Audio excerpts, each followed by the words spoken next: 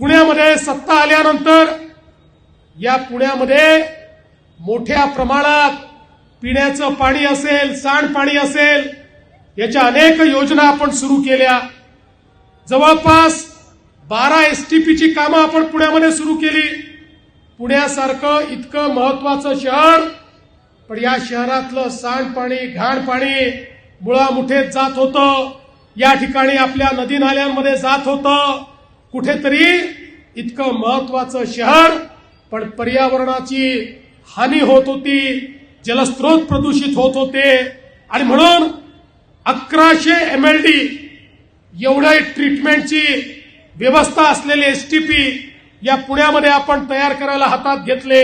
आणि त्यातनं पुण्याला एक सस्टेनेबल शहर म्हणून कशा प्रकारे विकसित करता येईल याचा प्रयत्न आपण सुरू केला. रिव्हरफ्रंट डेव्हलपमेंट आपण चालू केलं. जवळपास 88 किलोमीटरचा किनारा या नदीचा त्या ठिकाणी आपण तयार करतो. त्याच्यामुळे एकीकडे पर्यावरण देखील चांगलं राहणार आहे, दुसरीकडे आमची जी नदी आहे ती निर्मल आणि अविरल वाहिल्यामुळे त्याचा किनारा जो आहे तो अत्यंत नयनरम्य अशा प्रकारचा होणार आहे. एक प्रकारे पुढच्या काळामध्ये मोठ्या प्रमाणात टुरिस्टचं अट्रॅक्शन आणि टुरिस्टचं सेंटर म्हणून हे रिव्हरफ्रंट डेव्हलपमेंटचं काम चाललंय. याच्यामुळे पूर नियंत्रण देखील होणार आहे आणि सौंदर्यातही भर पडणार आहे.